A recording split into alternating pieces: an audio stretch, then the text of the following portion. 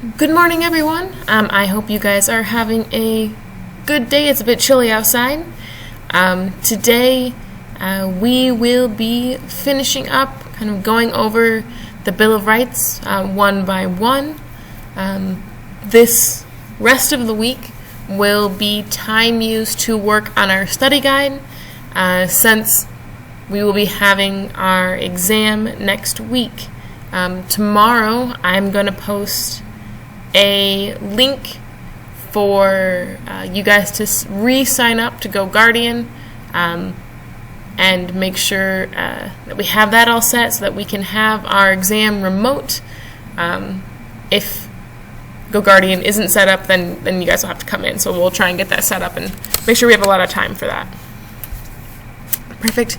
Before we go forward, if at any point you do have questions on grades, work, what's going to be looking, for the exam or next semester, feel free to email me and I'll get back to you guys as soon as possible. Perfect. So yesterday we spent the time just looking at the First Amendment. So First Amendment, that has a lot of different things that it protects: speech, press, religion, petition, and assembly. All of these are very important. And so the rest of these we're going to go through and actually finish today. So we'll start with the Second Amendment. If we can click there. Well, that's okay. We'll maybe hop on to, here we go. Nope, that's fine. Perfect. So, Second Amendment, the right to bear arms. Oftentimes, that is all that you ever hear about the Second Amendment, right? Second Amendment, right to bear arms.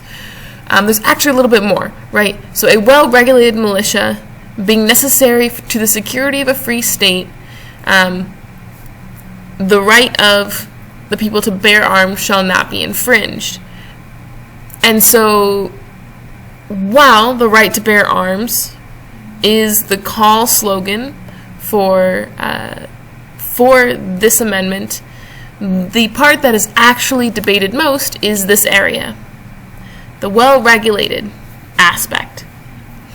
So people who argue, right, I have the right to bear arms, I have the right to own these guns, that is true, and yet the Bill of Rights also clearly states, right, that the government can and should, right, regulate these things. And so the amount of regulation is what is up for debate by most people. Like, who can have guns? What kind of guns? Who can have different kinds of weapons? And so this debate is still very prevalent today. So the big areas of debate are with regards to how much can the government do to keep guns from criminals and people and youth. So how much can the government actually legally do to regulate guns? And what happens, right, if they regulate guns to keep them away from young people, criminals? Is that going to impact a law-abiding citizen, or someone who just wants to use their gun to maybe go hunting? This is a complex topic, and people are very passionate on each side of this. Thousands of people die every year because of guns. There's a lot of gun violence in America, way more than a lot of quote-unquote developed nations in the world. However, there's also been a lot of instances, right, of crimes being prevented because of guns. And so this debate, negotiation has to be done on a bigger scale to try and figure out, right, who or what do we have to compromise to make sure that everyone is safe as possible. Okay, so our Third Amendment. The government cannot force you to shelter soldiers in your home without your consent in the time of war or peace. If you remember historically, right, this is what the British did. The British soldiers occupied colonial homes during prior to the war and then during the war, and took their resources and their beds, and this caused a lot of problems. So they made sure that this would not be allowed. So the military cannot come on your door, knock, knock, knock, and say, we're taking over your house. They can't do that. The next 4 amendments are all about protecting the rights of people who are accused of crimes. Each court case is a process, and so they want to make sure that the processes of a fair and free trial were put directly into the Bill of Rights. So the 4th Amendment, this is search and seizure, essentially. So what does the government need in order to search your house? They either need probable cause or a warrant given by a judge. So probable cause is kind of an area of kind of gray area legally, because, for example, you have someone screaming in your house saying that they are being attacked.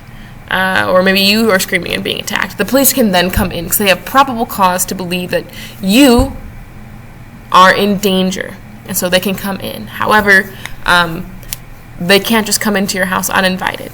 If they're going to search your house and they do not have probable cause, they are going to need, not probable cause. It's very hard.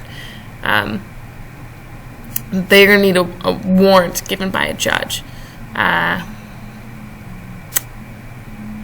And so, unless they have a warrant, they cannot be let into your house. If you watch crime shows, you'll often see this. We have a warrant, okay, then they can come in. Otherwise, they do not get to legally enter. Okay. The 5th Amendment essentially says that you cannot be tried for the same crime twice. You cannot be tried for, let's say, you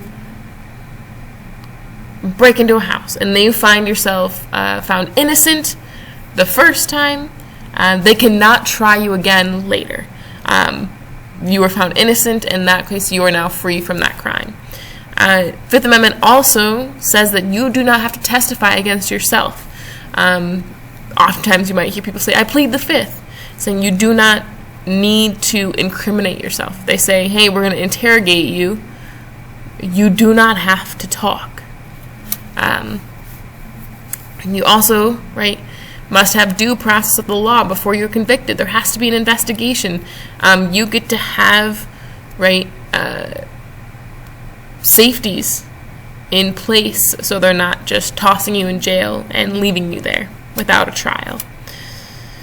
And the government cannot take your land or other possessions unless it was used in an active crime. And if they do, they must pay you for those. 6th Amendment says that you have the right to a speedy trial by an impartial jury.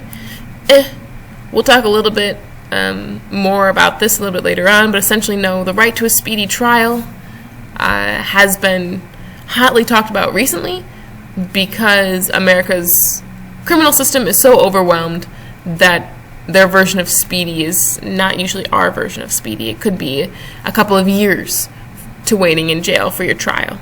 An impartial jury, that has also been debated a lot recently, of the jury selection processes and how they are often unfair. You must be told of the charges that are being brought against you. They can't just not tell you what they think you've done. And then you must be provided a lawyer if you cannot afford one. So if you cannot afford a private, you can find one through public service. Okay, 7th Amendment. that pretty much just tells you, right, that there is both a criminal trial, where let's say you do crimes or bigger problems, and then there is a civil trial, where that is where you might be suing someone or a company for, you know, problems that they have caused. So civil trial is also allowed. And the Eighth Amendment, saying no excessive bail. This means, right, bail is money that people put forth, right, they give the court, and then the court will let an accused criminal out on bail. So the court will keep the money, and in hopes that, right, the person who was released from jail does not run. And then there's no cruel and unusual punishment. Once again, all of these are hotly debated, because no excessive bail, poorer people are going to find paying bail much harder than, let's say, rich people. And so what may not be excessive for rich people may be too excessive for poorer people. No cruel and unusual punishment. What is considered cruel and unusual? That's hotly debated and kind of gone over quite a bit here in America. The Ninth Amendment. So Ninth Amendment pretty much says, right, so anything that is not put into the Constitution will pretty much be the right of the states to decide.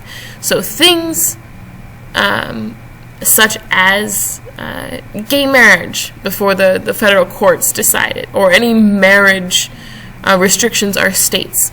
So gay marriage, marriage age, those are all state regulated. Driving age, drinking age has also been, right, negotiated from state to state. Abortion limitations, pro or against, that is a state thing. So these are all state regulations. So anything that's not explicitly said or given in the Constitution, states can do. And lastly, the 10th Amendment says that any powers not delegated to the United States by the Constitution or prohibited to the states are reserved to the people. So, in plain English, if the federal and state governments do not prohibit something, then people are allowed to do it. So they say unless there's a law against it, you can do this. So if it is not prohibited in the Constitution, if it is not prohibited by states, then it is therefore legal and allowed for you to do.